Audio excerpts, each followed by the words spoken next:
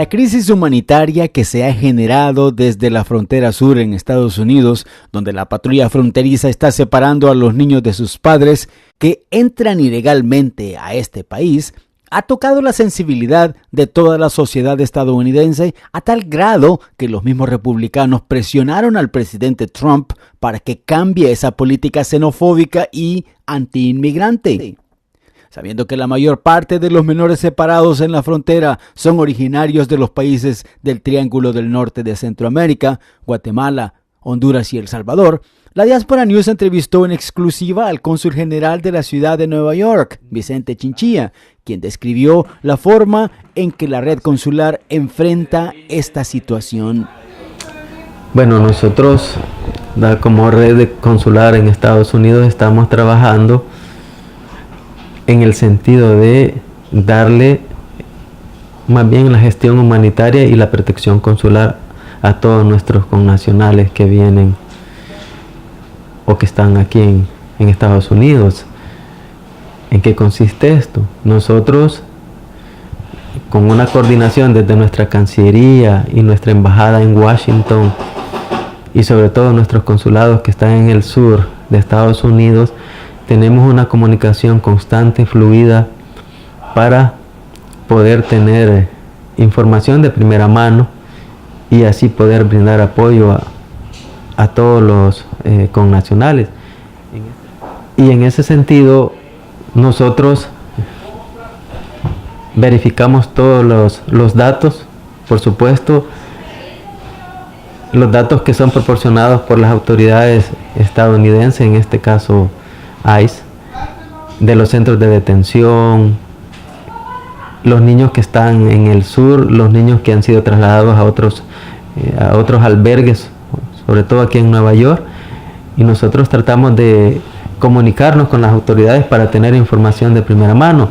Decirles que en cuanto a los datos se manejan 93, 150, los datos varían porque acuérdense que en este movimiento es bien difícil a ciencia cierta tener un dato exacto de cuántos niños hay en determinados albergues, porque esto se está moviendo minuto a minuto. Más o menos se maneja alrededor de 2,000 niños, si no me equivoco, pero todos estos niños no solo son de una sola nacionalidad, no solo son salvadoreños, sino que ahí hay hondureños, ahí hay guatemaltecos, ahí hay mexicanos, y no sabemos si hay de otras nacionalidades, no lo sabemos. Entonces, eso es lo complejo de esta situación, porque en los albergues los niños son llevados indistintamente de la nacionalidad de donde son. Entonces, hay que buscar estos niños y indagar si realmente son salvadoreños o no. Es bien complicado decir cuánto tiempo puede tardar, un mes, probablemente 2 meses, no sabemos, ¿verdad? Eso ya dependerá también, en primer lugar, de la reunificación, de eso se trata. Y en segundo lugar, muchas veces el hecho de que los niños sean separados de sus padres también complica la situación, porque cuando ya están separados hay que hacer indagaciones extras, es decir, buscar a sus verdaderos padres, entregárselo a sus verdaderos padres. Tenemos entendido, por ejemplo, aquí en el área triestatal de Nueva York, hay algunos centros, algunos albergues donde hay niños que han sido traídos desde el sur, desde Texas, desde los otros estados. Entonces se van distribuyendo, ¿verdad?, en los distintos albergues que tienen habilitados en todo el país. Es decir, los niños tienen que pasar por el juez y luego el juez dictamina, ¿verdad?, el siguiente paso a seguir para que el niño siga su proceso para poder ser retornado. Algunos niños tienen a sus padres acá, otros no. Incluso algunos niños llegaron antes que los papás quedaron en el camino o fueron retornados al país. Entonces la reunificación en ese sentido se vuelve más compleja, ya que probablemente él tenga familiares acá, no tenga. Entonces, de acuerdo a eso es lo que sigue, es decir, lo que se tendrá que hacer desde el punto de vista legal para que ese niño o se quede o tenga que retornar al país. Es bien difícil explicar porque la medida apenas se tomó, creo que la semana pasada fue, donde se revocó y se firmó un nuevo decreto en el que contempla que los niños no deben de ser separados de sus padres. Es decir, pero ante esta situación ya teníamos niños separados,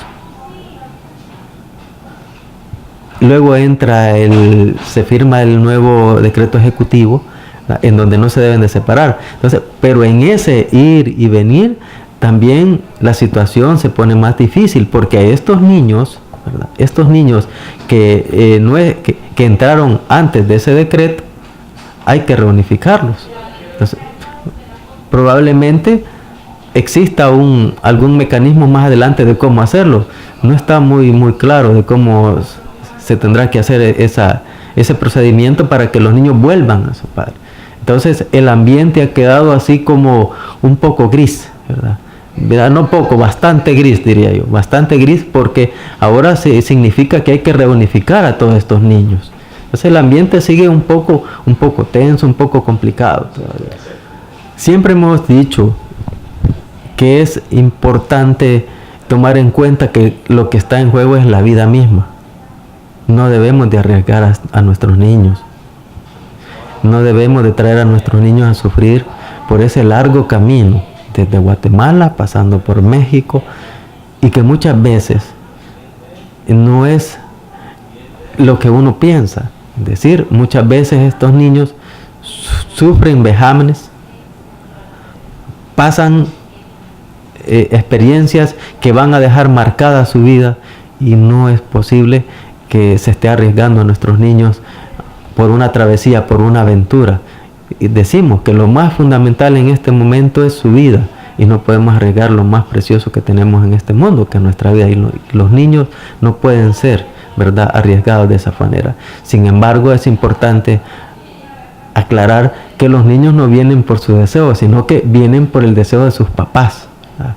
Que sus papás son los que de alguna manera toman la decisión para que estos niños vengan, ¿verdad?, en esas condiciones, pero lo ideal es que esos niños no tomen esa decisión, más bien los papás no tomen esa decisión de traer los niños por ese largo recorrido donde incluso hasta pueden perder la vida. Bien. Y aquí hay un llamado para la comunidad para que se acerque a los consulados a buscar información, vengan con nosotros. O si no están aquí en Estados Unidos, allá en El Salvador también ustedes pueden buscar información. O sea, tienen que informarse y a eso lo llamamos y para eso estamos aquí en el consulado, para apoyarles, siempre y cuando ustedes tengan a bien venir y consultarnos y hablar sobre estos temas que son bien difíciles. Difíciles en el sentido que muchas veces por la escasa información que tenemos tomamos decisiones que nos pueden llevar a perder familiares. Al momento de cerrar esta entrevista exclusiva, el cónsul Chinchilla reiteró que la mejor forma de evitar situaciones anómalas como estas es informarse bien antes de tomar decisiones equivocadas, con las que ponemos en riesgo la integridad física y moral de nuestros seres queridos. Desde la Gran Manzana para la Diáspora News informa Héctor Cermeño.